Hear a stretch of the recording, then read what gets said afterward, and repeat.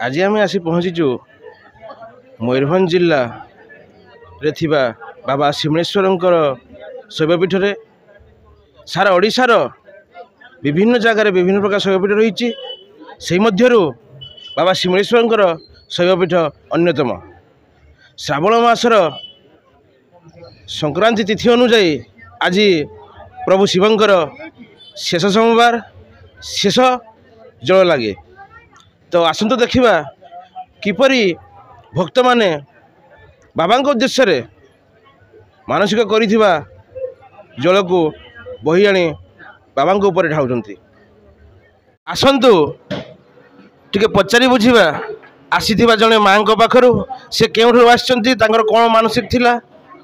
मां आपन नाम टे परिचय देबे। सौदामिनी महांती मन्ना घर बारीपदा बारीपदा आछंती कोन मानसिक थिला किछि। हां छुआ एमती एक्सीडेंट हेतिला ना मु पांडाळे पई कहितली ठाकुरन को सेई पई आसी मानसिक रे बाबा को ऊपर पूरा भरोसा अछि। हां हां भरोसा पूरा भरोसा।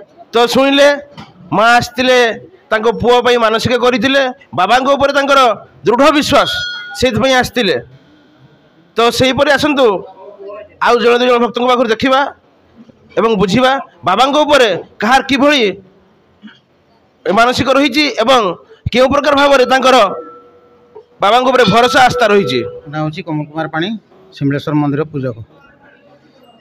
बाबा को ऊपर बाबा को तो कहानी बहुत अच्छी एबे तो समय नहीं। आज आज हूँ श्रावण मासर शेष सोमवार अत्यधिक लोक अवश्य ना तृतीय आग पाड़ी लोक हो गले बर्तमान खाली जो गुड़ा रही जाते मास संक्रांति हिसाब से आसुँच पूर्णिमा हिसाब से आमर मास सरी जाइए खाली संक्रांति हिसाब से आज शेष सोमवार बोली किसी लोक आसुँच 100-200 लोक हे श्रावण मास बोलबम आ साधारण पूजा करने लोक आसुँच ये कथा।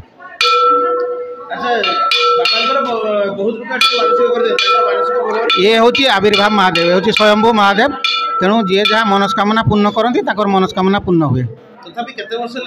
ये मंदिर तो हिसाब नहीं 200 वर्ष उपरे हम कि 300 वर्ष कही हेनी हिसाब नहीं तार है 1825